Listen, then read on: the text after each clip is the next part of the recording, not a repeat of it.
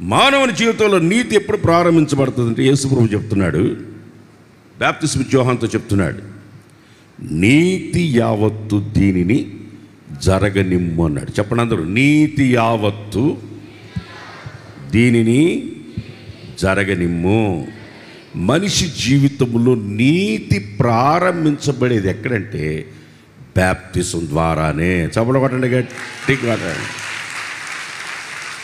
బాప్తిసం ద్వారా మనిషి జీవితంలో నీతి ప్రారంభించబడుతుంది. అయితే ఈ భూమి మీద చిలకరింపు బాప్తిసం ఉంది కదా, అదేంటి? మేము చిన్నప్పుడు చిలకరింపు బాప్తిసం తీసుకున్నాము అంటుంటాను.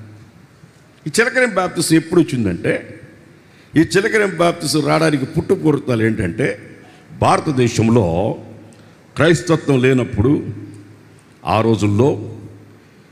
రోజుల్లో క్రైస్తత్వం లేనప్పుడు వీళ్ళు ఏం చేసేవాళ్ళంటే, నీళ్లు తీసుకెళ్ళి వాడి మీద జల్లి, రే నువ్వు క్రైస్తవుడు అయిపోయావరా నువ్వు క్రైస్తవుడు నీళ్లు జల్లేసావు. అందుకని వాడు తీసుకొని వస్తుంటే పరిగెత్తి పారిపోయేవాళ్ళు, నీళ్లు జల్లించి నీళ్లు దాటడం వల్ల పారిపోయేవాళ్ళు.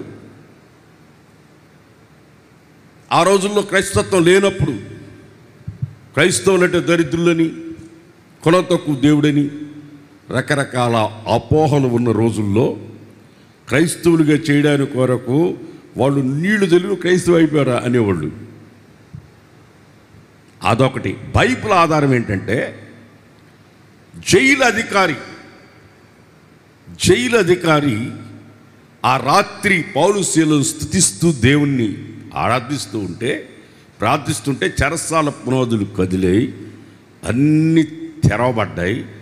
వాడు ఉన్నటువంటి నిద్రమత్తులో నుంచి లేచి చెరసాల తలుపులు తీయబడి ఉండటం చూసి వీళ్ళందరూ పారిపోయారేమో అనుకొని కత్తి తీసుకొని తన్ను తానే పొడుచుకొని చావడానికి సిద్ధపడినప్పుడు, లేదు మేము ఇక్కడే ఉన్నాం, చంపుకో దాగు అన్నప్పుడు ఆగారు. అప్పుడు వాళ్ళని ఆ జైలు అధికారి ఇంటికి తీసుకుని వచ్చి అతను అంటున్న మాట ఏంటంటే,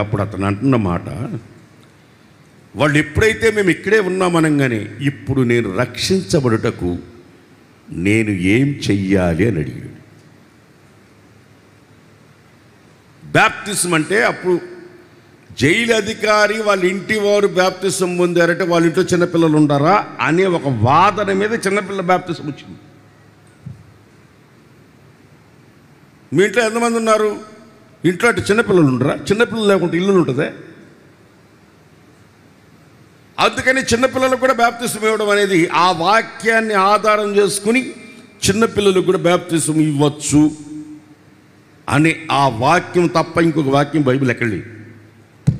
ఎతికినా దొరకదు. మీకు బోతార్థం పెట్టుకుని భూతాలమంతా ఎతికినా, బైబిల్ మొత్తం ఎతికినా, పెద్ద పెద్ద బోతార్థాలు పెట్టి చూసినా చిన్నపిల్లలకు బాప్తిసం అనేది ఎక్కడా లేదు. అక్కడ మాత్రం వారి ఇంటి వారికి అని ఉంటుంది. ఇంట్లో చిన్నపిల్లలు ఉంటారు కదా, అందుకని చిన్నపిల్లలు ఉన్నారు అనుకోండి, ఎలక్షన్లో వాళ్ళు వచ్చారు, మీ ఇంట్లో ఎంతమంది ఉంటారు? 12 మంది ఉంటారు. ఓట్లు ఎంతమందికి ఉన్నాయి? 8 మందికే ఉన్నాయి. 12 మంది ఇరా? మీరు చెప్పండి, అడిగింది జవాబు చెప్పండి. 12 మంది ఇరా ఓటు? 12 మంది ఉన్నారు, 8 మందికే ఓటు ఉంది. మిగతా చిన్నపిల్లలు మైనార్టీ తేలదు కాబట్టి వాళ్ళకి ఓటు వేసేదానికి హక్కు లేదు. అలాగే ఆ ఇంట్లో ఉన్న వాళ్ళందరూ బాప్తిసం పొందరు. ఆడ రాసింది కాబట్టి తాను తన ఇంటి వారందరూ బాప్తిసం పొందారు కాబట్టి చిన్నపిల్లలకు కూడా ఇవ్వచ్చు అనే ఒక వాదన మీద చిన్నపిల్లలకి వాళ్ళకి తెల్లబట్టలు వేసి వాళ్ళకి జ్ఞానస్థానం ఇచ్చి రిక్షా మీద పెట్టి ఊరేగించి తెల్లబట్టలు కుట్టిస్తావరా అంటే వాడు తెల్లబట్టలు కుట్టిస్తావరా అంటే ఆ నీళ్లతో చల్లేస్తే బాప్తిసం అయిపోయిందంటే ఊరంతా తిప్పేస్తే రిక్షాలో పెట్టి వాడు దాన్ని తీసుకుంటున్నాడు. వాడది దానిని బాప్తిసం అనారో. ఇంకా కొంతమంది బాప్తిసం తీసుకుంటారు. ఎప్పుడు తీసుకుంటారంటే పెళ్ళికి తీసుకుంటారు.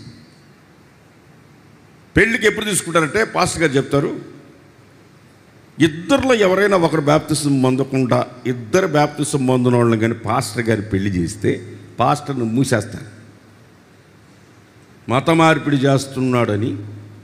వాళ్ళిద్దరు క్రైస్తవులు కానప్పుడు నువ్వు క్రైస్తవ వివాహం ఎందుకు చేసావు అని పాస్టర్ని మూసేస్తారు. అందుకని పాస్టర్లు ఏం చేస్తారంటే బ్యాప్తిసం పెళ్ళికి ఒక గంట ఉండదనంగా చర్చి దగ్గర తీసుకుని వచ్చి వాళ్ళకి బ్యాప్తిసం ఇచ్చి వాళ్ళు బ్యాప్తిసం పొందారు కనుక నేను పెళ్లి చేశాను. ఇప్పుడు ఆ బ్యాప్తిసం ఏం బ్యాప్తిసం మీరు చెప్పండి? అది పెళ్లి బ్యాప్తిసం, మారు మనసు పొంది కాదు.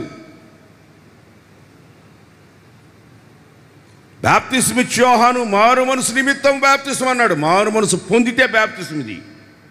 మారు మనసు నిమిత్తం కాదు, మారు మనసు పొందితే బ్యాప్తిసం ఇది.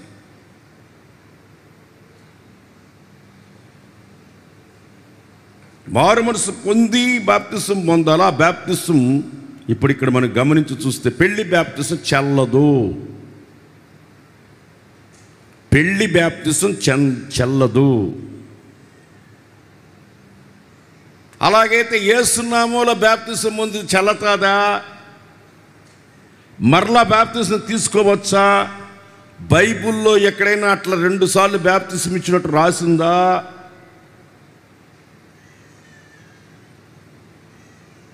అపోస్తలుల గారు 18వ అధ్యాయంలో రాసింది. రాత్రే చెప్పాను, ఆ పాస్టర్ గారు ఆత్మలో తీవ్రత కలిగి తన ఆత్మలో తీవ్రత కలిగి సేవ చేస్తున్నాడు. అతనికి బ్యాప్తిసం ఇచ్చి యోహాను గురించిన ఉపదేశం మాత్రమే తెలుసు. పరిశుద్ధాత్ముడు ఉన్నాడన్న సంగతి అతనికి తెలియదు, కానీ సేవ చేస్తున్నాడు. అతడు పరిశుద్ధాత్ముడు ఉన్నాడన్న సంగతి అతనికి తెలియదు, అతను సేవ చేస్తున్నాడు. అట్లయితే నువ్వు ఏ ఉపదేశంతో బ్యాప్తిసం ఇచ్చావని అక్కడ అపోస్తులు అడిగారు. 18వ అధ్యాయం చదవండి, ఎవరొకరు చదవండి సిస్టర్.